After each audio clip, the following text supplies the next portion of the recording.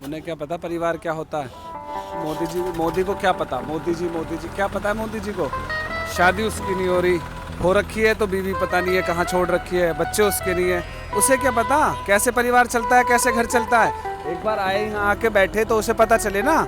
ऐसे सब लोगों को बैठा रखा है यहाँ, देखो ना कितने दिनों से इतनी भरी ठंड में, बारिश में, कितने मेरे भाई बड़े पिता समान बुजुर्ग सब लोग यहाँ बैठे हैं, सर्दी में बारिश में बैठे रहते हैं। हम लोग पता है ना, हम समय से आते हैं खाना देने पानी देने, हमें पता है ना कैसे चल रहा है परिवार। मोदी को क्या पता, उसे तो इतना पता है भाइयों बहनों करता है, जुमला फेंक देता है, कभी 2000 लाएगा, कभी 15 लाख लाएगा, जो होली सी जनता है उसको बरगला लेता है। उसे क्या पता परिवार क्या होता है। रंडवे आदमी को दे दिया हाथ, देश दे दिया उसके हाथ में, वो तो करेगा ही सबका बेटा करक। आने वाले समय में पता चलेगा उसको भी। इस बार तो आएगा वोट मांगने, वोट से ही तो बनेगा प्रधानमंत्री। इस बार बता देंगे क्या होते हैं किसान।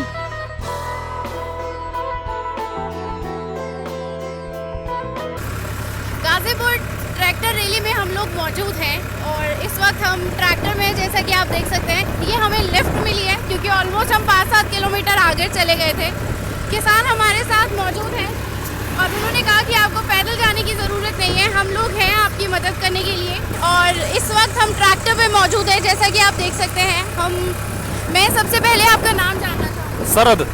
शरद, कहाँ से हैं आप? दुर्राई से, गौतम बुद्ध नगर से। आज ट्रैक्टर रैली है 26 जनवरी में, लेकिन उसके बावजूद सरकार की अगर हम बात करें तो इस ट्रैक्टर रैली की इजाज़त नहीं दी गई और उसके बाद भी बैरिकेड्स लगाकर आप लोगों को इस रैली को ना करने के लिए हर कोशिश की जा रही है। नहीं, हमें परमिशन की जरूरत ही क्या है। हमें परमिशन किस चीज़ की मिलती है? किसी भी चीज़ की नहीं मिलती। पराली जलाने की परमिशन नहीं है हमें तो ट्रैक्टर को 10 साल में ख़त्म हो जाते हैं। क्या 6 लाख 10 लाख वैसे ही आते हैं जी? 10 साल में कहाँ ख़त्म होते हैं? क्या बिगड़ रहा है इन ट्रैक्टरों का? सबसे ज़्यादा पोल्यूशन हम खत्म करते हैं फसल पैदा करके, और क्या सबसे ज़्यादा पोल्यूशन हम ही कर रहे हैं? लॉकडाउन में पोल्यूशन कहाँ चला गया था? किसान तो जब भी बरकरार थे उस टाइम भी उन्होंने अपना काम पूरा किया। उनकी वजह से पोल्यूशन कहाँ हुआ बताओ? लॉकडाउन हो गया तो फैक्ट्रियाँ बंद हो गई, रोड पे गाड़ी चलनी बंद हो गई, पोल्यूशन खत्म हो गया। हमारी वजह से कोई पोल्यूशन नहीं है। अब बात करते हैं तीनों कानून की। सरकार ये तीनों कानून वापस लेने के फेर में नहीं है। 10 दौर से ज़्यादा की बातचीत हो चुकी है, लेकिन उसके बावजूद सरकार ये कह रही है कि किसानों को समझना चाहिए कि ये उसके हक में है। हक में है तो फिर ये क्यों हम लोग इतने दिन से चीज़ें चल रही हैं? हक में होता तो किसान इतना प्रदर्शन ही क्यों करते? इतने परेशान क्यों होते किसान? इतनी ठंड में कोई किसान के साथ एक दिन बैठ के तो दिखाए इस रात में। अगर एक रात बैठेगा तो उसे पता चल जाएगी कि कैसा किसान प्रदर्शन कर रहा है, कैसे इसमें बाहर के नकली किसान है। एक रात को किसान के बराबर खड़ा तो होके देखे, पता पड़ जाए सबको कि भाई किसान क्या चीज है और किसान कैसे करता है। नकली बिल वापस क्यों नहीं कर रहे? क्या दिक्कत है ऐसी? ऐसा कोई कानून आज तक वापस ही नहीं हुआ। क्या बिल वापस नहीं होंगे ये? इसी के साथ किसानों को एक नए तरीके से फ्रेम किया जा रहा है। बॉर्डर पर सिंधु बॉर्डर पर है तो सिंधु बॉर्डर पर है तो खालिस्तानी है, पाकिस्तानी है, आतंकवादी है, और अगर कुछ समझ में नहीं आता है तो असली किसान और नकली किसान का भी फेर अब शुरू हो गया। क्या कहेंगे इस पर आप? अगर हम नकली किसान लगते हैं तो एक दिन पाकिस्तान और चीन से रोज टेंशन होती है इनकी। इन किसानों को दे दो ना देश की सुरक्षा। एक दिन में पाकिस्तान खत्म, 3 दिन में चीन खत्म हो जाएगा। वहां भी तो सब किसानों के बच्चे खड़े हैं। अगर हम उग्रवादी और नक्सलवादी हैं तो हमारे बच्चे सब फौज में और पुलिस में हैं, हम नहीं लगे कोई बात नहीं है। ये हमें पाकिस्तानी और खालिस्तानी बताएं। इतना बड़ा झंडा हम लेके वैसे ही घूम रहे हैं, या हमारे दिलों में झंडे नहीं है, या हम देशभक्त नहीं है। अपनी मांग मांगने आ गए तो हम खालिस्तानी पाकिस्तानी आ गए। जब ये अपने काम के लिए, अपने मतलब के लिए फंडिंग कराते हैं, हवाला का पैसा लेते हैं, ये राष्ट्रहित हैं, हम देशद्रोही हैं। अपनी मांगे ना मांगे तो हम भी वो हो जाएंगे, देशभक्त हो जाएंगे। मुझे ये जानना है कि आप लोग कहाँ से आ रहे हैं और आज ट्रैक्टर रैली है, तो आप लोगों के कितने ट्रैक्टर्स यहाँ पर आए थे? हमारे यहाँ से ट्रैक्टरों की तो खैर गिनती हम नहीं कर सकते, नहीं बता सकते कि काफ़ी आते हैं और अपने अपने काम के हिसाब से सब आ रहे हैं। और भी ट्रैक्टर आएंगे अभी तो, जब भी जरूरत पड़ेगी हमारे नेताओं को, हमारे संगठन को, किसान संगठन को, हम तुरंत आएंगे। कौन से संगठन से आप लोग? नहीं, हमारा कोई संगठन नहीं है, हम किसानों के साथ हैं, किसान हैं हम किसी संगठन को सपोर्ट नहीं करते। इसी के साथ एक सवाल ये बनता है कि गेहूं के अगर दाम देखें या धान के दाम देखें तो दोनों में बहुत बड़ा हेर फेर है, तो उस चीज़ को आप लोग कैसे देखते हैं और किस तरह से मैनेज कर रहे हैं? क्योंकि किसान हैं आप, आपको घर की भी ज़रूरतों को देखना होता है और यहाँ पर भी मुश्किल हो रहा है आप लोगों की? मुश्किल ये है, रात 12:30 बजे तक अपने गेहूं की भराई करी, 12:30 बजे जाके सोए, सुबह 4 बजे उठ गए। यहाँ आना था तो आना था। किसान एक ऐसी चीज है जो दिन में भी काम करेगा और रात में भी करेगा, और अपने और भी जो काम है सारे वो भी बाहर के करेगा। किसान से ज्यादा हार्ड वर्कर कोई नहीं है। ये जो हाथ है ना, ये देखो हाथों की लकीरें, कोई हाथ तो लगा के देखे कैसे होते हैं। ऐसे हाथ, ऐसे होते हैं ये हाथ, ये किसानों के हाथ हैं। ये कह देते हैं ना फंडिंग, देखो कैसे हो जाते हैं। हाथ दिखाइए। जैसा कि आप देख सकते हैं ये किसान के हाथ हैं जिसे सरकार को दिखाई नहीं देते।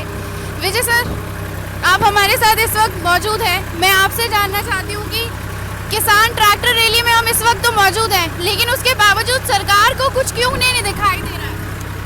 सरकार की नीयत के ऊपर जो शक था वो हमेशा से था, नई बात नहीं है। अगर हम सिर्फ रुख ही देख लें, इतने महीनों का आंदोलन, इतना पीसफुल आंदोलन, और जैसे शरद जी बता रहे थे अभी कि किसानों की तरफ से एक गलती नहीं हुई है। इतने बड़े आंदोलन में लाखों किसान आए हुए हैं और दिल्ली के चारों तरफ इतनी मुश्किल सर्दी में बैठे हुए हैं, तो ये कोई आम बात नहीं है। क्या नाम है आपका? मैं बलराम सिंह राजपूत दादी करके कहते हैं मुझे। मैं यूपी से बुंदेलखंड से चित्रकूट मंडल से आया हूँ। भारतीय किसान यूनियन मंडल संगठन सचिव हूँ चित्रकूट मंडल का। मैं यहाँ 6 दिन से आया हूँ 50 किसान लेके, और यहाँ इसकी प्रधानमंत्री हरधर्मी को लेकर के सारे देश का किसान जुड़ गया है। और हम सुना करते थे बचपन में कि भाई हिटलर बहुत, अंग्रेज बहुत शासन खराब है। ये तो हिटलर का दादा हो गया ये मोदी। ये कॉर्पोरेट घराने का मेंबर है और इस देश को उनके हाथों बेचना चाहता है। हम कृषि प्रधान देश के 80% किसान हैं, और हम तो ये अपने को ब्रह्मा कहते हैं, क्योंकि एक ब्रह्मा वो है जो पेट में 9 माह से एक दिन अगर नहीं रख सकता, बाहर फेंक देता है, और हम उसके जीवन भर की गारंटी लेते हैं उस मानव समाज की। तो हम तो आते यहाँ, या तो हम मर के जाएंगे, मर मिट के जाएंगे, या काला कानून वापस करके जाएंगे। हम बुंदेलखंडी हैं, जहाँ अलाउदर पैदा हुए, अलाउदर ने लड़ाई ली महोबा में, पृथ्वीराज से लड़ाई ली। हम उसके उस पूर्वजों की संतान हैं। हम लड़ मर के जाएंगे या इन काले कानून को वापस करके जाएंगे, और मोदी अमित शाह को दफना के जाएंगे। असल में ये किसानों की सुध लेने के लिए नहीं तैयार है। इसमें हम लोगों को कोई आश्चर्य की बात नहीं, क्योंकि हम लोग जान चुके हैं कि ये सरकार किसानों, मजदूरों, गरीब जनता की है ही नहीं। ये किसान उनका ही सुध लेती है जिनके लिए बनी है। और हम सब लोग जानते हैं कि पूंजीपतियों की सरकार है, पूंजीपतियों की दलाल सरकार है। और ये अभी कुछ दिन पहले अंबानी का जब ग्रैंडसन हुआ, वहाँ पे ये देखने जा सकते हैं। लेकिन जब सारा किसान यहाँ मर रहा है और 150 से ज़्यादा किसान लोग शहीद हो गए, लेकिन इस सरकार के कान पे जू नहीं रेंग रही है, बल्कि उल्टा हमें आतंकवादी, खलिस्तानी, देशद्रोही साबित करने में, नक्सली साबित करने में सरकार लगी हुई है। जबकि इनका असली मकसद यह है, जो 2-3 साल पहले से जो गोदाम बन रहे हैं अडानी अंबानी के, ये उनका नुकसान नहीं होने देना चाहते। ये उन पूंजीपतियों की गुलामी नहीं छोड़ना चाहते, इसलिए किसानों को मरने के लिए रोड पर छोड़ रखे हैं। और आज गणतंत्र दिवस है, इसीलिए तो हम गणतंत्र अपना यहाँ मनाने आए हैं। असल में यह गणतंत्र, यह देश किसानों, मजदूरों का देश है। 80%, 90% सर्वहारा मजदूरों का देश है। और इस देश का गणतंत्र अगर हमें यह इजाज़त नहीं देता है कि हम अपने देश की राजधानी में परेड कर सकें, अपनी देश की राजधानी में अपना विरोध प्रदर्शन दर्ज करा सकें, तो हमें ये जो मोदी और अमित शाह का गणतंत्र है इसके बारे में सोचना पड़ेगा, और देश की जनता का असली गणतंत्र जो है स्थापित करना पड़ेगा। इसी के साथ सवाल ये भी उठता है कि 10 दौर की बात फेल हो चुकी है, और 12 सरकार ने कहा है कि अब और बात नहीं। 12 दौर की वार्ता हो चुकी है, और सरकार एक डेडलॉक बना चुकी है। एक डेडलॉक क्रिएट हो चुका है वार्ता में कि बात नहीं करेंगे। 1.5 साल तक पीछे जाने के लिए तैयार थी सरकार, लेकिन देश की किसान जनता, मजदूर जनता ये जान चुकी है कि 1.5 साल और 2 साल से, यहाँ तक कि सरकार मात्र बदल देने से भी 2024 में अगर हम यह मंसूबा रखते हैं कि हम सरकार बदल देंगे और उसके बाद कुछ ऐसा नहीं होगा, तो हम भी गलतफहमी में। इसीलिए हम लोग इस बार इस भ्रम से बाहर। और हम जानते हैं कि किसानों के खेतों का निजीकरण का दौर जो है 91 से जब नव उदारवादी नीति आई है, और तब से ही वो कांग्रेस सरकार हो चाहे भाजपा सरकार हो, सबने मिलकर इसके खेती को, किसानी को धीरे धीरे पूंजीपतियों को देने की साजिश कर ली थी। इनके भी पास 2008 में, 2003 में नियम आए थे, लेकिन उसको लागू नहीं करा सके, क्योंकि वो मोदी और अमित शाह की तरफ फांसीवादी तक शक्तियाँ उनके साथ नहीं थी। इसीलिए कांग्रेस असफल रही। लेकिन हम ये जानते हैं कि मात्र सरकार बदल देने से भी और इनके जगह किसी और को भी बैठा देने से हमारी समस्या का समाधान नहीं हो जाएगा।